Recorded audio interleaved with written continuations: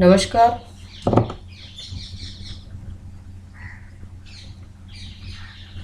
नमस्कार, मैं डॉक्टर सरोज राय। पिछली कक्षा में हमने शैक्षिक समाजशास्त्र और शिक्षा क्या थी उसके बारे में बातचीत किया था।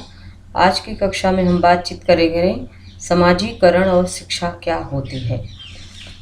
समाजीकरण वह प्रक्रिया है जिनके द्वारा व्यक्ति का सामाजिक सांस्कृतिक संसार का परिचय होता है, अर्थात एक पीढ़ी से दूसरी पीढ़ी को हस्तांतरित किया जाता है। इसके द्वारा व्यक्ति अपने समूह एवं समाज के मूल्यों, जन रीतियों, लोकाचारों, आदर्शों एवं सामाजिक उद्देश्यों को सीखता है। जब बच्चा जन्म लेता है और जन्म के समय असंतुलित गतियों का एक समूह होता है, तब उसके जैविक जीवन शक्ति से संघर्ष करने की प्रक्रिया में प्राणों की सहायता से जीवित रहने की चेष्टा की जाती है। इस प्रकार से बालक केवल रक्त, मांस, हड्डी आदि का एक जीवित पुतला होता है। उस समय उनमें कोई सामाजिक गुण नहीं होता, न ही कोई समाज विरोधी गुण होते हैं। उस समय वह प्राणीशास्त्रीय गुणों वाला एक जीवित प्राणी होता है। समाज एवं संस्कृति के बीच पलते हुए वह धीरे धीरे एक सामाजिक प्राणी में बदल जाता है। दूसरे शब्दों में प्राणीशास्त्रीय प्राणी में सामाजिक गुण या लक्षण दिखाई देने लगते हैं। वह अपनी सामाजिक परंपराओं, रूढ़ियों के अनुसार व्यवहार करना सीख जाता है। इस प्रकार वह स्वयं को दूसरे लोगों से अलग करने की प्रक्रिया आरंभ करता है। जिस प्रकार से कोई प्राणशास्त्रीय प्राणी सामाजिक प्राणी में बदल जाता है, उसे समाजीकरण की प्रक्रिया कहते हैं। समाजीकरण से व्यक्ति मनुष्य बनता है तथा अपना सामाजिक सांस्कृतिक विरासत का सक्रिय भागीदार भी बनता है और अपने स्वयं के व्यक्तित्व का विकास भी करता है। अतः हम कह सकते हैं कि जिस प्रक्रिया के माध्यम से प्राणीशास्त्रीय व्यक्ति के सामाजिक व्यक्तित्व का निर्माण और विकास होता है, उसे समाजीकरण कहा जाता है। समाजीकरण सीखने की वह प्रक्रिया है जो सीखने वाले को सामाजिक भूमिकाओं का निर्वाह करने योग्य बनाती है तथा यह एक सामाजिक मनोवैज्ञानिक प्रक्रिया भी है तथा सांस्कृतिक वैचारिक कारकों के अंतरीकरण की प्रक्रिया भी है। यह इस प्रकार की प्रक्रिया है जिसके द्वारा व्यक्ति अपने सामाजिक वातावरण से समायोजन करता है और सामाजिक मान्यता प्राप्त करके वह समाज का मान्य, सहयोगी तथा कुशल सदस्य बन जाता है। समाजीकरण का अर्थ है कि व्यक्ति जन रीतियों, रूढ़ियों, परंपराओं, कानूनों, संस्कृति की अन्य विशेषताओं तथा आदतों को वह सीखता है और उसी के आधार पर समाज का क्रियाशील सदस्य बनता है और अपने आप को परिवार, पड़ोस और वर्ग के अनुकूल बनाना सीखता है। अर्थात समाजीकरण की प्रक्रिया अंतःक्रिया या सामाजिक कार्य के अंतर्गत चलती है। उनमें यह परिवर्तन होता है कि बच्चा यह सीख जाता है कि माँ के अनुकरण के आधार पर व्यवहार करना तथा इसी अनुकरण की प्रक्रिया को एक साधन के रूप में अपनाकर बालक यह जान जाता है कि उसकी अन्य भूमिकाएं क्या हैं तथा उसी अनुकरण के आधार पर वह सरलता से दूसरे के व्यवहारों के आधार पर व्यवहार करना सीख जाता है तथा अपने माता और पिता के मध्य के अंतर को भी समझने लगता है। इस प्रकार से वह यह भी समझने लगता है कि वह स्वयं क्या है और उसका आत्म विकास किस प्रकार से होगा। यही एक सामाजीकरण का आवश्यक तत्व है। आत्म के विकास से बालक न केवल अपनी भूमिकाओं को समझता है, बल्कि अपने तथा दूसरों के बीच समानता व अंतर के विषय में भी समझने लगता है। इस प्रकार समाजीकरण की प्रक्रिया में पारिवारिक अंतःक्रियाएं महत्वपूर्ण होती हैं। परिवार को समाज का सबसे स्थायी साधन माना गया है, क्योंकि व्यक्ति आजीवन परिवार में ही रहता है और सभी सदस्यों से उसके अपने एक संबंध होते हैं। इस प्रकार से उन संबंधियों का सार्थक प्रभाव उस विद्यार्थी के ऊपर पड़ता है। उनके समाजीकरण में माता पिता का भी महत्वपूर्ण स्थान होता है। उनका पारस्परिक व्यवहार अगर ठीक होता है तो बच्चे का समाजीकरण भी ठीक प्रकार से होता है, और यदि उनमें आपसी खटमट रहती है तो विद्यार्थी का समाजीकरण विकृत हो जाता है। समाजीकरण की परिभाषा। ग्रीन के अनुसार समाजीकरण वह प्रक्रिया है जिसके द्वारा बच्चा सांस्कृतिक विशेषताओं, आत्मजन और व्यक्तित्व को प्राप्त करता है। जॉनसन ने कहा कि समाजीकरण सीखने की वह प्रक्रिया है जो सीखने वाले की सामाजिक भूमिकाओं का निर्वाह करने योग्य बनाती है। समाजीकरण की विशेषताएं। सबसे पहली विशेषता है सीखने की प्रक्रिया, अर्थात उन व्यवहारों को बच्चा सीखता है जो सामाजिक प्रतिमानों, मूल्यों तथा समाज द्वारा स्वीकृत होता है, उसको सीखकर अपना समाजीकरण करता है। आजन्म प्रक्रिया। आजन्म प्रक्रिया से तात्पर्य जीवन से मृत्यु तक चलने वाली प्रक्रिया के द्वारा समाजीकरण होता है। समय व स्थान सापेक्ष, अर्थात दो भिन्न समयों में समाजीकरण की अंतर वस्तु अलग अलग होती है। स्थान सापेक्ष से तात्पर्य एक समाज में होने वाला व्यवहार प्रशंसनीय है लेकिन दूसरे समाज में होने वाला व्यवहार निंदनीय है। जैसे दक्षिण की परंपरा अलग है और उत्तर भारत की परंपरा अलग है। संस्कृति को आत्मसात करने की प्रक्रिया।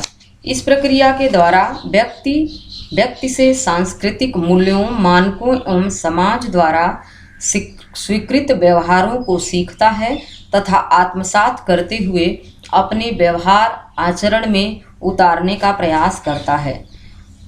पांचवा बिंदु है समाज का प्रक्रियात्मक सदस्य बनने की प्रक्रिया। इसी के द्वारा प्राणी शास्त्रीय प्राणी से सामाजिक प्राणी में बदल जाता है तथा किस परिस्थिति में कैसा व्यवहार करना है, किससे कैसा व्यवहार करना है, उस प्रकार का व्यवहार करना बच्चा सीख जाता है। आत्म का विकास। व्यक्ति अपने प्रति जागरूकता उत्पन्न करता है तथा वह यह भी समझने का प्रयास करने लगता है कि दूसरे उसके बारे में क्या सोचते हैं, उसके आधार पर वह व्यवहार करना आरंभ कर देता है। सांस्कृतिक हस्तांतरण, अर्थात वह बच्चा संस्कृति को एक पीढ़ी से दूसरी पीढ़ी तक पहुंचाने के योग्य बन जाता है। समाजीकरण के उद्देश्य। पहला है आधारभूत नियमबद्धता का विकास, अर्थात सामाजिक जीवन को सुचारू रूप से चलाने के लिए अनुशासन और नियमबद्धता आवश्यक है। समाजीकरण के द्वारा व्यक्ति में नियमबद्धता और अनुशासन आता है।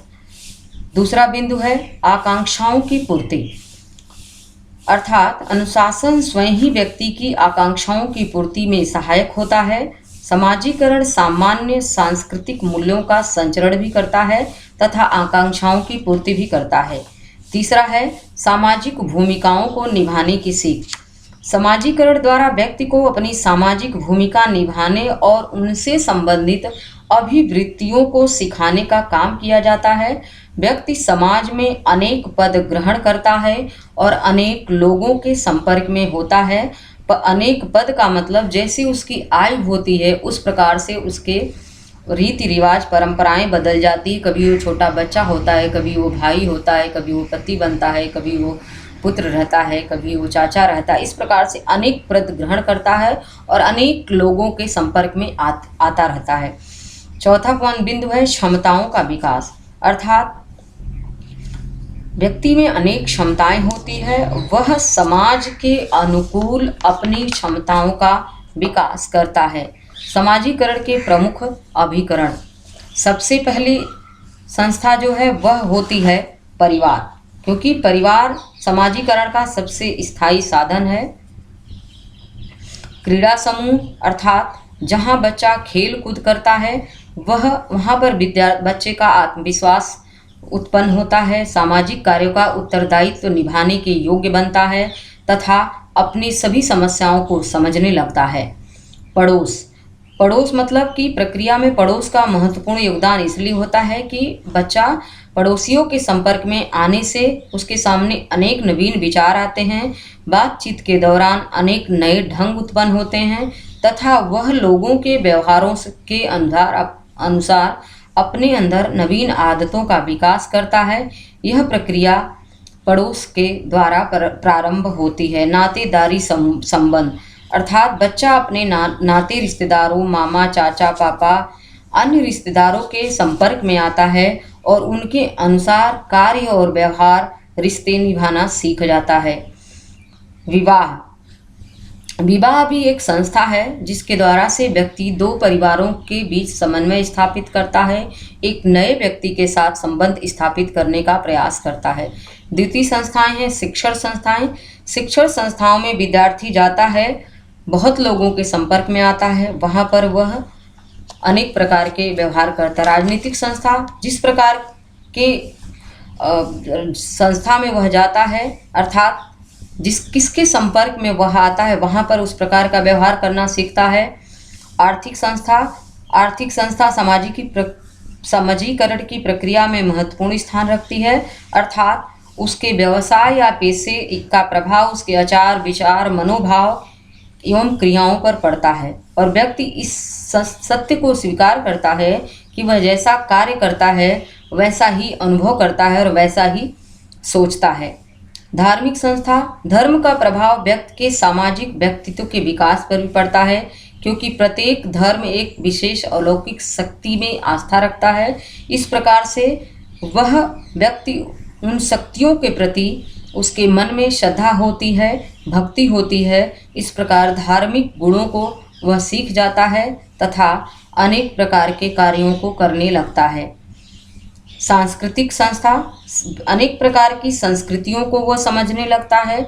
आपस में दो संस्कृतियों में वह तुलना करने का प्रयास करता है कि उसकी संस्कृति का यह विचार है, उसकी संस्कृति, उसकी कला, उसका साहित्य यह है, उसका इतिहास यह है, दूसरी संस्कृति का क्या है। तो वह समझने का विकास करने लगता है, विचार करने लगता है। इससे उसमें शोध की भावना का विकास होता है। समाजीकरण के सिद्धांत सबसे पहला सिद्धांत है कूले का सिद्धांत। यह आत्मदर्पण का सिद्धांत भी माना जाता है। इनके 3 चरण होता है। पहला, व्यक्ति वह सोचता है कि दूसरे उसके बारे में क्या सोचते हैं। दूसरा, वह दूसरों के निर्णय के आधार पर स्वयं अपने बारे में सोचता है। तीसरा है अपने बारे में सोचकर अपने आप पर गर्व का अनुभूति करता है या आत्मग्लानि करता है। दूसरा सिद्धांत है मीड का सिद्धांत। व्यक्ति ही समाज का निर्माता होता है।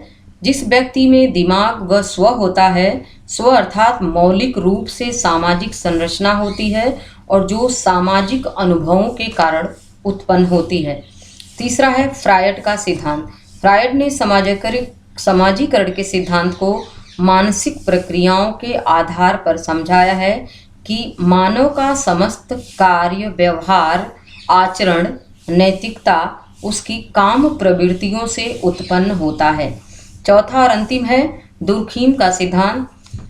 दुर्खीम ने कहा कि प्रत्येक समाज में कुछ विचार, कुछ अवधारणाएं, कुछ भावनाएं होती हैं जिनमें समाज के सभी सदस्य स्वीकार करते हैं।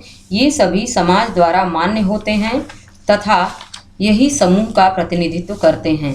समाजीकरण से संबंधित अवधारणाएं। पहली है नकारात्मक अवधारणा अर्थात व्यक्ति समाज के मूल्यों, अवधारणाओं, प्रतिमानों के साथ साथ कई बार समाज द्वारा अस्वीकृत व्यवहार करना भी सीख जाता है।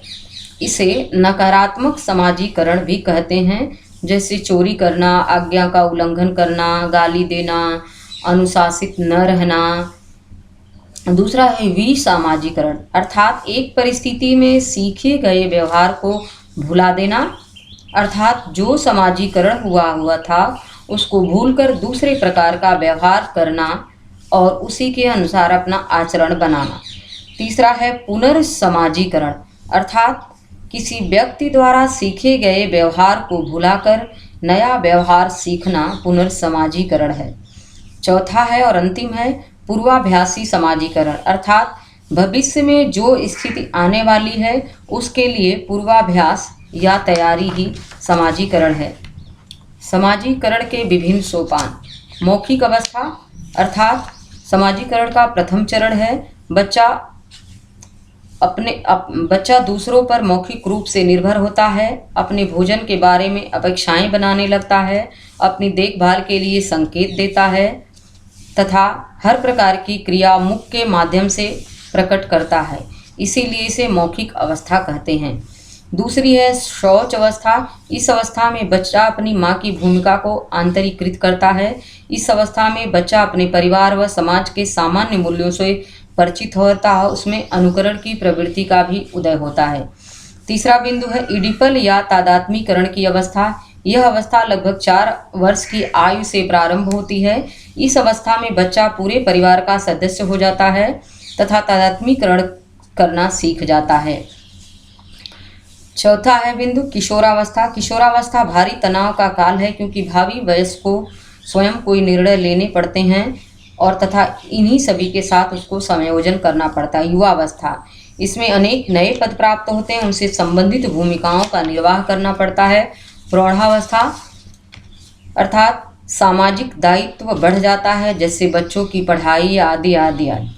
वृद्धावस्था सामाजिक, शारीरिक, मानसिक व सामाजिक दृष्टिकोण से कई परिवर्तन होता है और विद्यार्थी दूसरों पर निर्भर हो जाता है। बहुत धन्यवाद।